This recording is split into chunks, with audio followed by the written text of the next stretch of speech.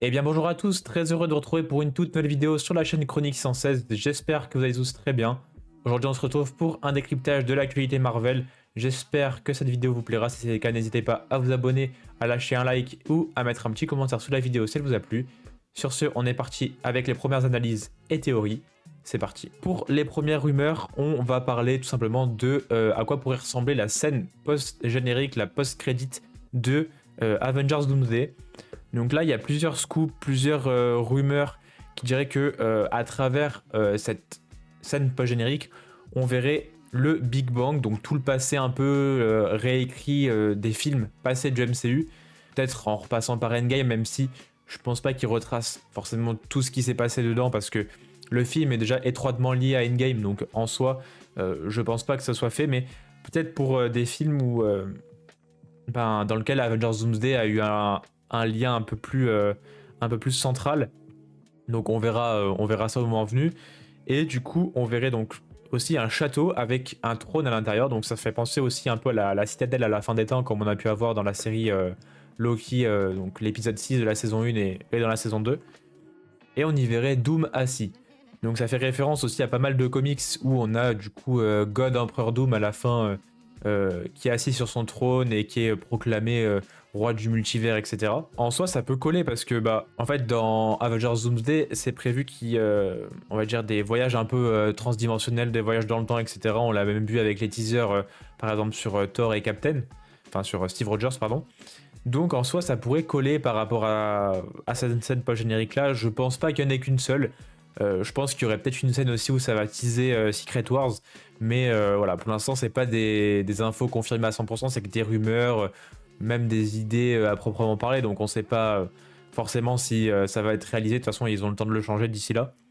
Donc pour ça, on verra par la suite, mais en tout cas, c'est des rumeurs qui sont proposées, donc moi je vous transmets l'information comme ça, mais après vous en faites ce que vous voulez, si vous voulez y croire ou non. Voilà, moi je n'y crois pas forcément à 100%, mais c'est vrai que par rapport à ce qu'on peut avoir, c'est intéressant de pouvoir l'analyser sur le tas et voir ensuite au fur et à mesure ce qui peut s'avérer ou non au fil du temps. Deuxième rumeur de la journée, il se pourrait que Scarlet Witch, donc là on parle un peu plus de Secret Wars parce que c'est pas prévu qu'elle soit dans Avengers Doomsday, donc là on parle plus de Secret Wars, mais apparemment, selon les informations donc de Majestic USN, donc là c'est quand même un scooper un peu plus fiable, même si voilà, il n'y a pas de choses 100% confirmées, mais selon ces sources, Scarlet Witch jetterait un sortilège colossal sur le monde, donc un peu comme ce qu'elle avait fait pardon sur dans la série pardon WandaVision, et pour effacer les souvenirs des vies antérieures. Donc des vies antérieures, je pense que alors peut-être qu'on parlerait pas de énormément de personnages, mais peut-être des personnages où peut-être leur importance serait moindre, mais en tout cas on pourrait apprendre que par la suite, elle serait du coup manipulée par le Docteur Fatalist, donc Docteur Doom. Et on aurait une petite équipe de Young Avengers, donc les Champions, c'est comme ça qu'ils les appellent, avec Wiccan, Speed, donc ça c'est les deux enfants de Wanda, qu'on a pu voir aussi dans la série WandaVision. Et les Champions, donc les Champions c'est un peu genre Iron Heart, la fille de Ant-Man, Miss Marvel, etc. Et donc on aurait en fait ce groupe de personnages là qui se lancerait à la rescousse de Wanda dans le projet Avengers Secret Wars. Donc je pense que ça peut être un arc dans ce film là qui est Avengers Secret Wars qui peut être assez intéressant parce que dans tous les cas il va falloir à un moment renouveler un peu cette équipe. On sait qu'il va y avoir un reboot à la fin de Secret Wars, à voir si ça vient de Franklin Richards ou de Wanda, ou voilà, on verra par la suite. Mais en tout cas, il faut à un moment donné que ces personnages-là soient exploités. Je sais qu'on a eu pas mal d'incohérences au niveau de la phase 5 et 6 euh, pendant la saga du multivers, donc si on n'exploite pas à un moment donné ces personnages-là, c'est vrai que ça serait un peu encore plus désastreux de la part de Marvel de ne pas les exploiter au maximum. Donc à ce niveau-là, je pense que ça peut être assez cohérent parce que il faut à un moment donné que Wanda elle revienne un peu au centre du multivers par rapport au projet qu'elle a eu, etc. Donc c'est vrai que c'est des personnages un peu comme Loki où on l'a exploité fortement dans sa saison et en fait si ils reviennent pas à un moment donné dans le noyau de la saga, c'est un peu dommage. Donc là, on a une autre rumeur qui est aussi relayée pardon, par Majestic UCM, où on apprendrait que certains héros se rendraient dans le royaume quantique, donc c'est le royaume qu'on a pu voir dans alors vaguement dans la série Loki, il me semble. On a vu dans Ant-Man et la Guêpe Quantumania, donc là où il y avait Kang. D'ailleurs, on y reviendra juste après sur Kang. Et donc on aurait des héros qui se rendraient dans le royaume quantique pour échapper à Doom. Il y aurait un saut temporel de 8 ans, donc à la fin des événements de Doomsday, entre Doomsday et Secret Wars, on apprendrait au début de Avengers Secret Wars. Et donc on aurait 8 années qui séparent Avengers Doomsday et Avengers Secret Wars.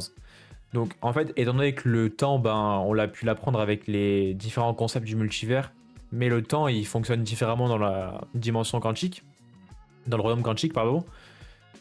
Et en fait, pour eux, ce serait 8 mois, et en fait, dans la vie réelle, ce serait 8 années. Et donc en fait, une fois que les Avengers sortiraient, enfin les personnages là, ils sortiraient du royaume quantique, on aurait déjà un Battle World assez établi avec Doom au pouvoir, peut-être un royaume avec différents barons, etc. en fonction des différents territoires qu'il pourrait y avoir. À savoir, on ne sait pas encore si le Battle World ça va ressembler à ce qu'on a pu avoir dans la série Loki, à savoir le Void, le néant, etc. Donc, ou c'est si vraiment Doom qui va créer un Battle World en 7 jours, comme l'histoire de la Genèse, etc. On ne sait pas encore, on n'a pas eu de confirmation par rapport à ça à 100%.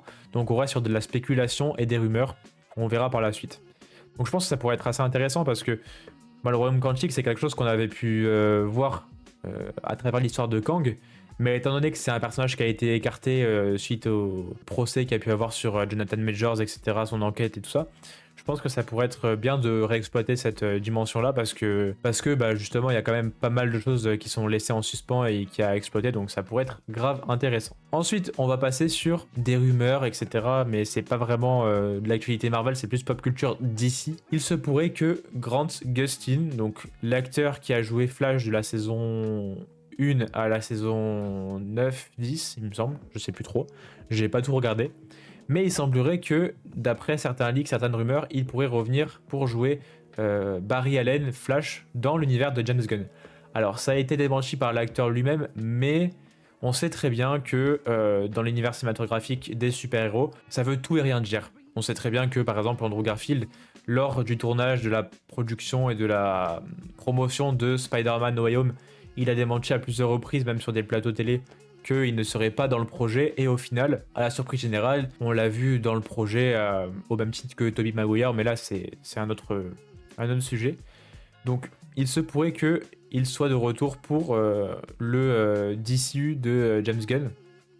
Parce qu'en fait, il y a eu plusieurs tweets et images sur Instagram où on l'a vu avec des cheveux blonds. Et du coup, on s'est dit, une teinture, peut-être qu'il va jouer dans un prochain projet, peut-être qu'il va avoir une scène dans le projet Supergirl qui va sortir cette année. Est-ce qu'il va faire une apparition dans le prochain film Superman Man of Tomorrow? On sait pas encore. Ça se trouve, c'est une fausse piste de fou. Mais en tout cas, il y a de la spéculation. Forcément, quand il y a des stories comme ça, des posts, les fans, ils sont comme des fous. Et moi, le premier, j'aimerais trop qu'ils reviennent dans ce rôle-là. Mais pour l'instant, c'est pas prévu et ça a été un peu démenti par l'acteur. Soit pour noyer le poisson, soit juste pour alerter les fans comme quoi c'est juste pour un autre projet et pas pour un projet en rapport avec DC. Donc à voir si ça se confirme dans les prochaines semaines, prochains mois. Enfin, je pense que ça sera plutôt dans les prochains mois. Mais ce serait dommage parce que franchement, c'est des personnages un peu comme Henry Cavill dans le rôle de Superman. C'est des acteurs, ils sont nés pour interpréter ces personnages-là.